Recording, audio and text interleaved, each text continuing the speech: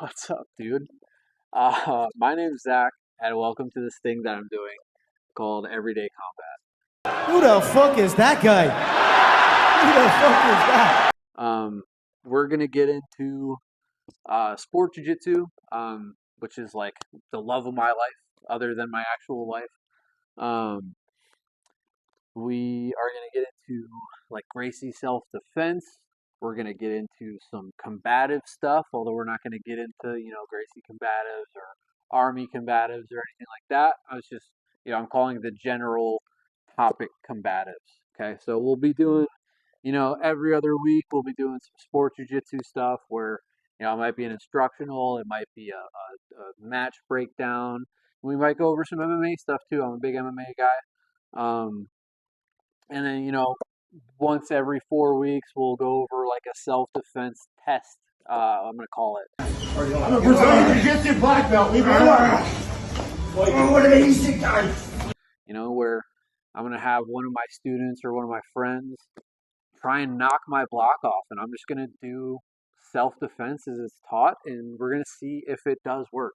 Um, and then every other week we're gonna do a combatives episode where I'm gonna get myself into a tight room, and I'm gonna have a dummy Glock on me, like concealed or something, and I'm gonna have my buddy sit in a chair across from me and try and tackle me and get my gun away from me and stuff like that. So we're gonna put things to the test. We're gonna learn as we go, and I'm gonna learn stuff. That's my main goal with doing this. Honestly, I want something to improve on, and hopefully you learn things along the way. I'm gonna show you guys what has worked for me. I'm not gonna tell you this is how you have to do it.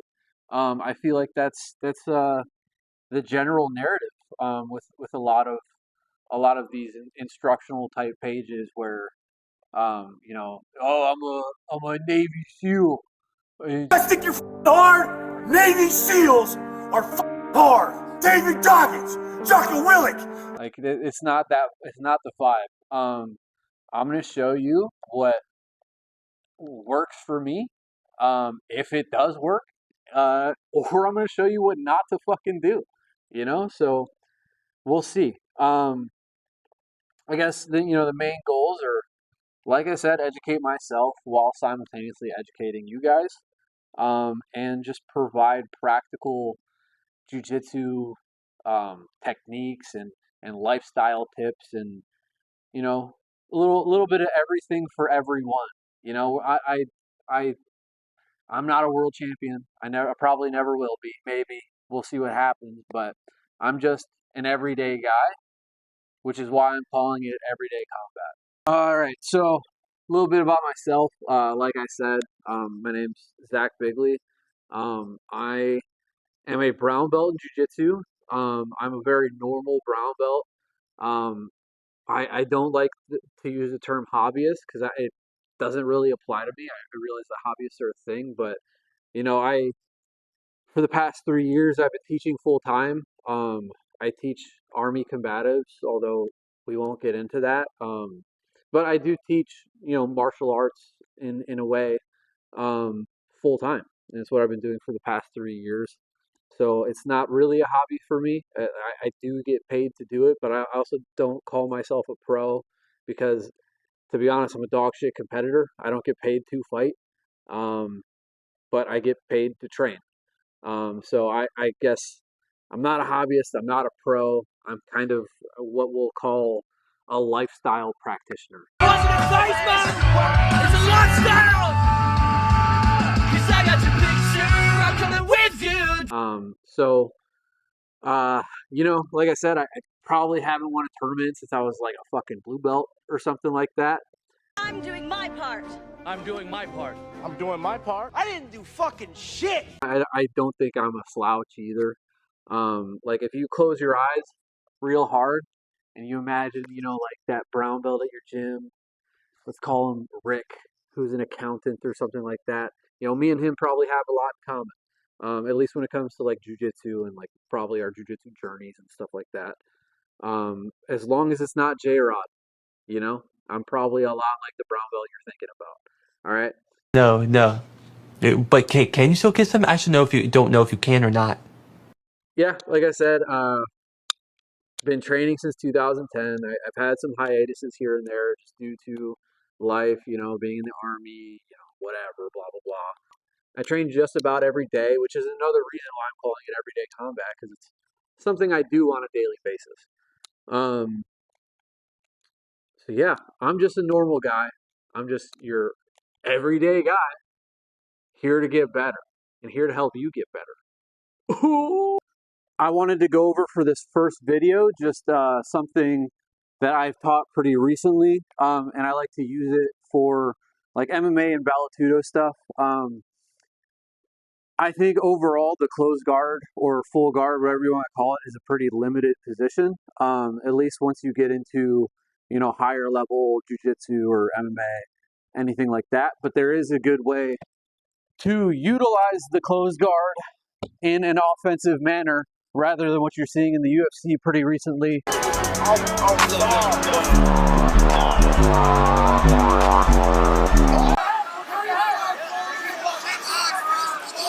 All right, 3 minutes in round 2. Third takedown on 4 attempts for Dvalishvili. With all these guys just like keeping their closed guard just for defensive purposes, kind of like stalling out the round. If a guy goes to punch me in my guard, and especially if he's winding up super big, I want to use my legs. I had an old instructor, he referred to his legs as tractor beams, because I always want to be pulling him in. I always want to be challenging his posture, regardless of what he's doing. But especially if he goes to throw that punch, I can tuck my knees to my chest and break his posture. As I do that, I'm going to reach up and over his arm that he punches me with, and I grab an overhook. I want to grab a deep overhook on his arm. Okay? Now once I'm here, I take my top leg and I shrimp away here. Okay? I like to ride this overhook pretty heavily, trying to keep his posture downward. Okay? This is a great position for me because I have control of one of his arms, and his other arm is kind of like securing his weight. It takes a lot for him to posture back up to try and punch me. And then that's where I can go ahead and I can start to work my positions from there. Okay? Sometimes you'll notice I even grab my far thigh just to kind of secure that position a little bit. All right? And once I'm here, it depends on what I'm doing. Sometimes I like to push his face away. Sometimes I like to keep him here close to me. Doesn't matter. It's all personal preference, what you like to do. Okay? There's a few submissions. There's the choke from the gi. Once I'm here, I set up my overhook guard. I pass off the lapel, get to my side, punch my fingers into his neck, rolling them in, and is down as I go. Yo, Percocet, Miley Percocet, Percocet. And then we have a bunch of stuff that we can do. All right, so depending on what this guy does, all right, if he starts to try and posture up to try and get his arm back or get his posture so he can start to throw punches with this hand, I want to start to control this hand. As he starts to continue to posture up, that's when I'm basically revving this motorcycle, and I can shoot up my triangles, boom, all this good stuff here. Or I'm also a big fan of what we like to call the cop lock or the stop resisting. What do you say we go home, Bobby? Stop resisting. Understood. If he goes to cock this hand back to try and punch me, I like to pass it back to my top foot here. Okay? Once I pass it to my top foot, I bring that to my top hand. Okay? Now I'm putting his hand on the small of his back here, and I want to reach up with my opposite hand for his elbow. Okay? Now I just want to pull his arm up towards his head. Okay? Basically kind of like a super nasty Kimura. Okay? Another option I have is a personal favorite. If I'm here and I'm keeping him down, I can always push him away from me. As I push him away, I can start to let go of the overhook and pass across for this omoplata. Okay? I can start to get my posture, boom, here. Okay?